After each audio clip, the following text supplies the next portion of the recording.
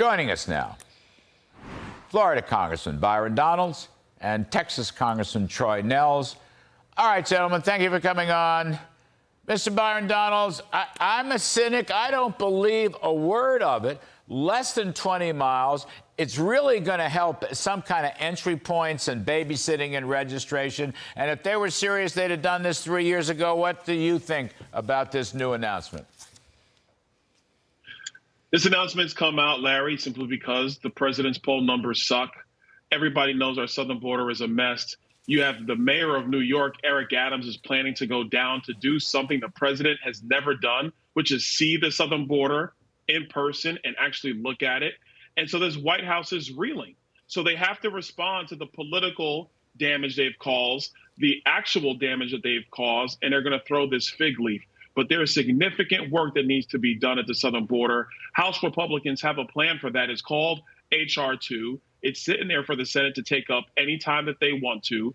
We are committed that as we have to go through government appropriations, that the border must be secured, not this 20 miles that Joe Biden's talking about. It's all the fixes in H.R. 2. Mr. Troy Nehls, welcome back. You know, I want to pick up from Byron. I mean, H.R. 2 is a very powerful piece of legislation tied to an appropriations. I don't hear the Bidens embracing that. I don't hear the Senate Democrats, Chuck Schumer Democrats, embracing that. But, you know, Troy, here's my other thought. If they were serious about a real, about face, okay? And look, I don't deny politicians, policymakers can change their minds. But if they were serious, they would be talking about Title 42.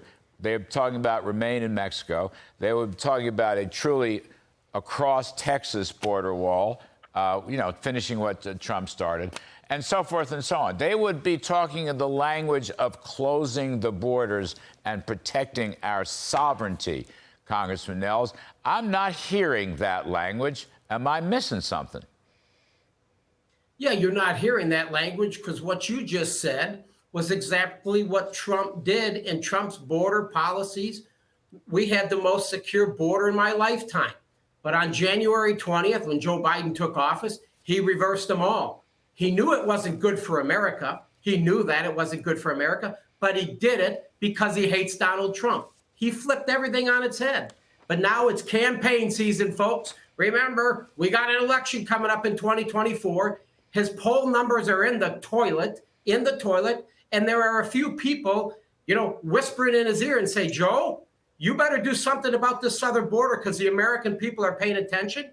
You're losing your own conference. Even Senator Manchin said, build the wall. We've got problems. So he's going to have to do something if he wants to be the nominee and eventually try to be the next president. But I think it's too late. And it's about damn time that this Congress and the American people are paying attention because it's destroying our country. You want to fix the border problem?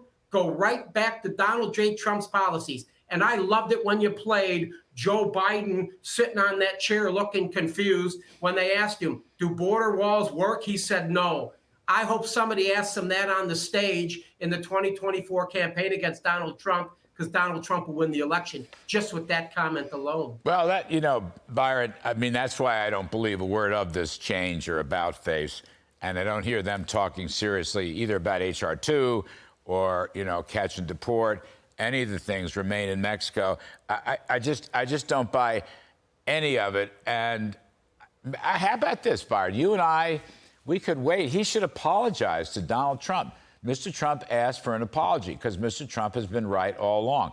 Now, Byron, when do you think that apology from President Biden to Donald Trump is going to take place? Do you think that'll be soon, the apology?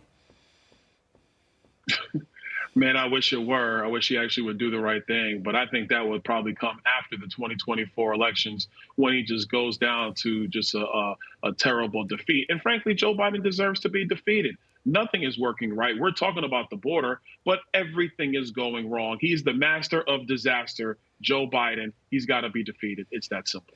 Troy, were you an official? Were you a border official before you became into Congress? No, I was a county sheriff about 4 hours north of the border, big county. I had people in my county killed by illegals, not just illegals, but ones that have been deported six previous times. We got a southern border crisis. Joe Biden, you own it. And yes, not only should he not get reelected, but he should also be impeached. Well, you know, they talk about, it's so interesting to me, Mayorkas and others talk about how they're going to have to violate certain laws, like the Endangered Species Act. Like that's the most important thing we should worry about at the border, the Endangered Species Act. The endangered species down at the border is law and order.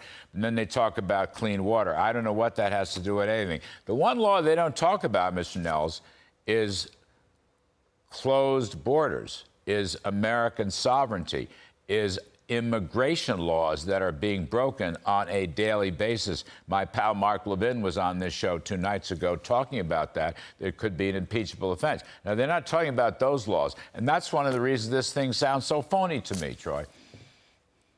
It doesn't. I tell you, Governor Abbott and other governors in the southern states are doing what they can to augment the Border Patrol. Texas here, we're sending DPS troopers, our National Guard, to do what we can to secure the Texas people. I tell you, but when you have this administration and you have their attitude, we know this is borderless. It's borderless by design. My book's coming out, Borderless by Design, because, Larry, this is about votes in the future. That's what this is all about. It's by design.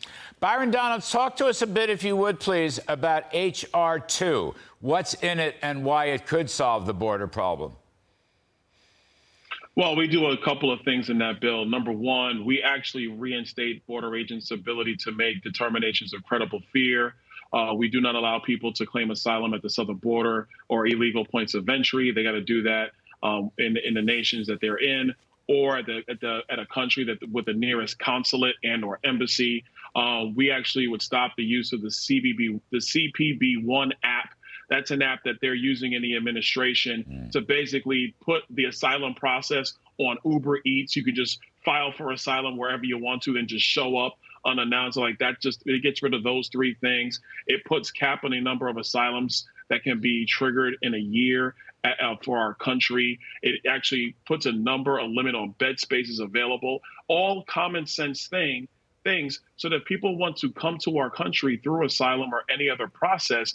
It's orderly, not just for those people, but it's orderly for the country to accommodate and assimilate those people into our states and into our cities. The Joe Biden plan is no plan. It's pure chaos and disaster. That's why it's got to be completely undone. H.R. 2 can do that. And Troy Nehls, we're going to get a change in leadership for the House Republicans. I get that.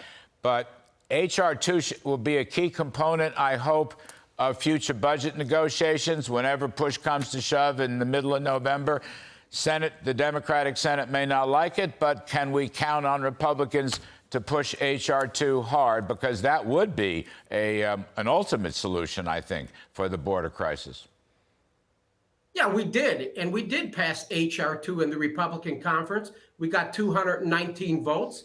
It passed. We sent it over to Chuck Schumer, but we know he's not going to do anything about it. He's not going to do anything with the conservative bills that we've been passing in the House of Representatives. And I don't think he's going to work with us at all. We just need to, I tell you, Larry, you want to fix our country, we need the White House back in 2024.